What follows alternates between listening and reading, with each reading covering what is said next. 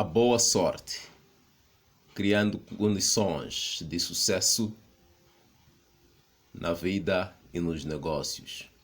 Alex Rovira Selma e Fernando Trias de Bess. Parte 1. O encontro. Em uma bela tarde de primavera, Vitor, um homem de aspecto elegante e informal, sentou-se naquele que era o seu banco preferido no maior parque daquela grande cidade. Ali, sentindo-se em paz, afrouxou o nó da gravata e apoiou seus pés descalços sobre um maciço chão de trevos. Com 64 anos e uma vida cheia de realizações, Vitor gostava especialmente daquele lugar. Mas esta tarde seria diferente das outras, pois algo inesperado estava prestes a acontecer. Aproximando-se do mesmo banco com a intenção de se sentar, apareceu outro homem, também com seus 60 anos, chamado Dave. Ele tinha um ar cansado, até mesmo abatido. Percebia-se nele uma pessoa triste, embora conservasse, à sua maneira, um certo ar de dignidade. Dave estava passando por grandes dificuldades naquele momento. Na verdade, há anos que as coisas não iam bem para ele. Dave sentou-se ao lado de Vitor e seus olhares se cruzaram.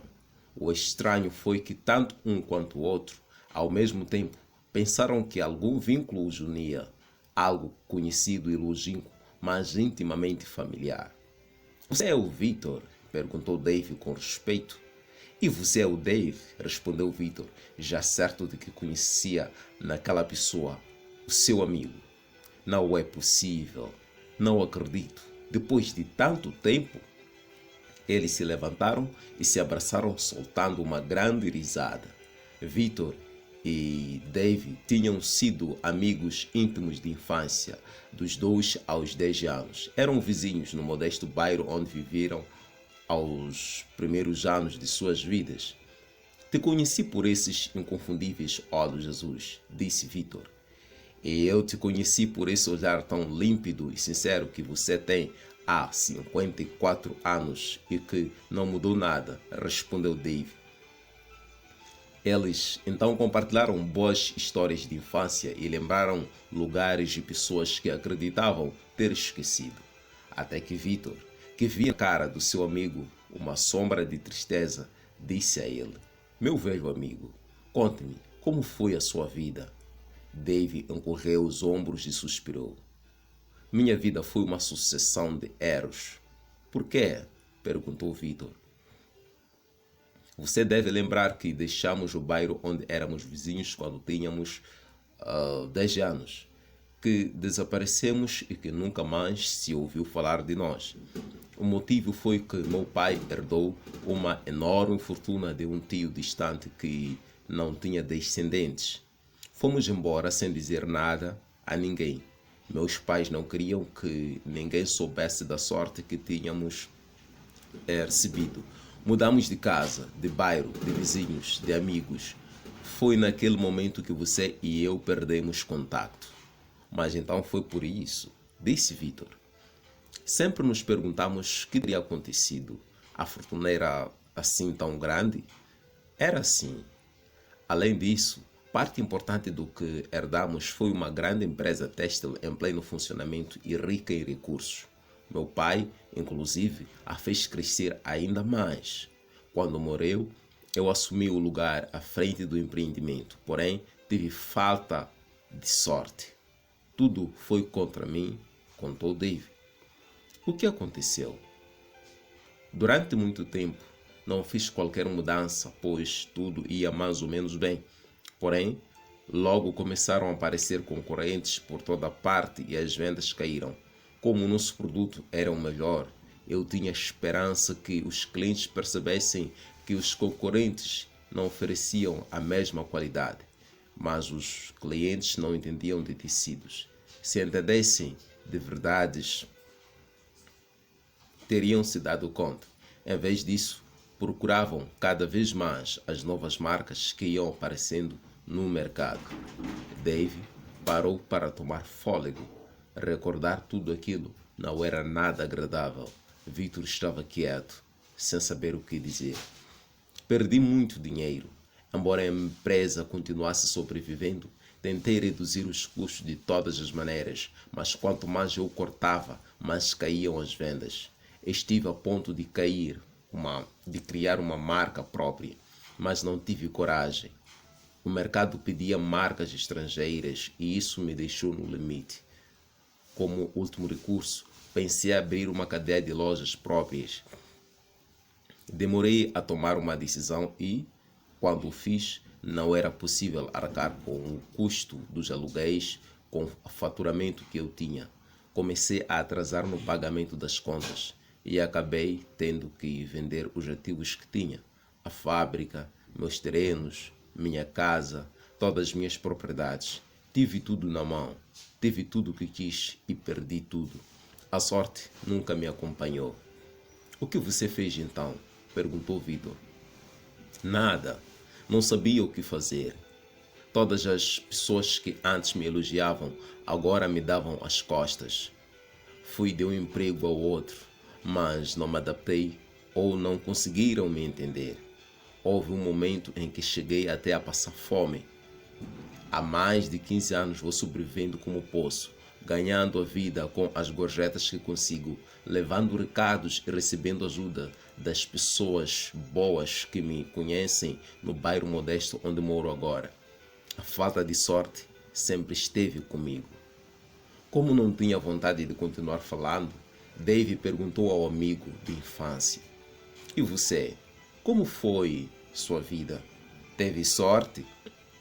Vitor sorriu consigo mesmo.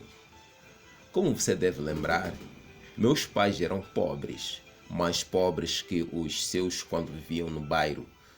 Minhas origens são muito humildes. Você sabe muito bem. Muitas noites não tínhamos sequer o que comer. De vez em quando, minha mãe chegava até a nos levar alguma comida. Isto é, de vez em quando, sua mãe chegava até a nos levar alguma comida, porque sabia que lá em casa as coisas iam mal. Como não pude ir ao colégio, estudei na Universidade da Vida. Comecei a trabalhar com 10 anos, logo depois de vocês terem desaparecido misteriosamente. No início, lavei carros, em seguida, trabalhei como mensageiro em um hotel. Mais tarde, consegui progredir e fui porteiro de vários hotéis de luxo, até que, com 22 anos, percebi que eu podia ter sorte se me dedicasse a isso. E o que aconteceu? Perguntou Dave. Com um empréstimo no banco e todas as minhas economias, comprei uma pequena fábrica que produzia bolsas de pelica e que estava a ponto de fechar. Como eu via todo tipo de bolsa nos restaurantes, nos luxuosos hotéis onde trabalhava, sabia do que as pessoas com dinheiro gostavam. Só precisava fazer o que tantas vezes tinha visto enquanto carregava as bagagens dos hóspedes. No princípio, era eu mesmo que produzia e vendia os produtos. Trabalhei de noite e nos finais de semana. O primeiro ano foi muito bom e voltei a investir tudo o que havia ganhado na compra de mais material e em viajar por todo o país para ver o que estava sendo fabricado em outros lugares. Precisava saber mais do que todo mundo sobre bolsas de pelica. Aprendi muito visitando as lojas e sempre que possível perguntava a todas as mulheres que via com bolsa o que elas gostavam e não gostavam em suas bolsas. Vitor, que se lembrava daqueles anos com verdadeira paixão, prosseguiu. As vendas foram crescendo. Durante 10 anos, continuei reinvestindo tudo o que ganhava. Procurei oportunidades onde pensava que elas pudessem existir.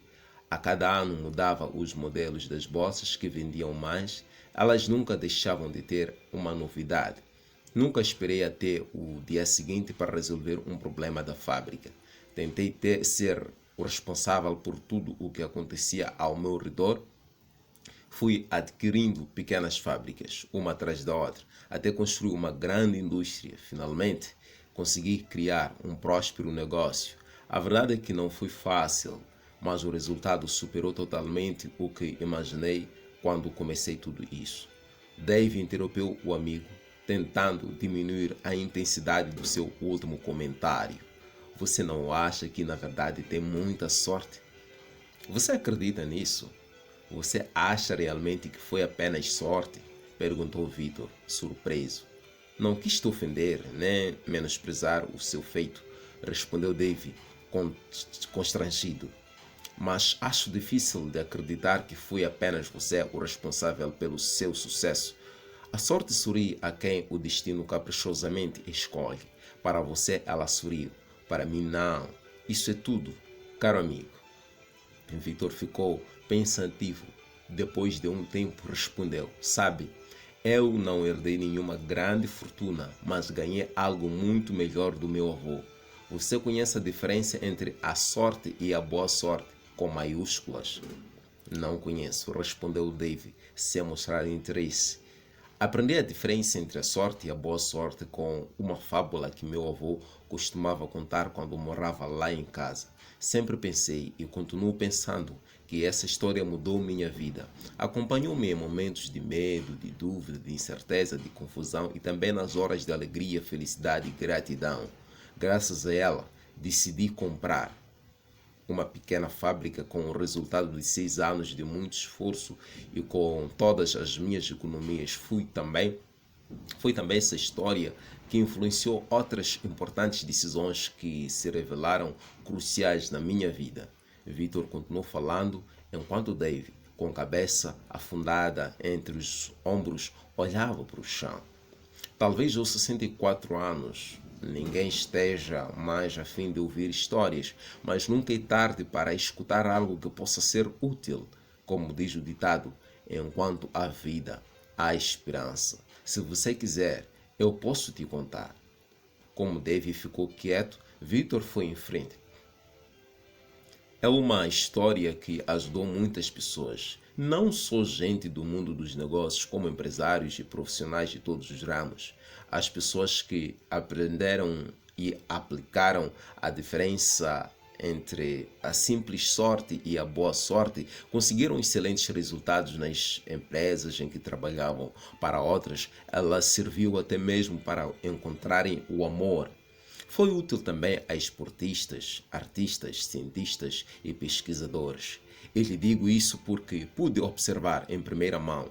Tenho 64 anos e constatei o efeito dessa lenda na vida de muitas pessoas.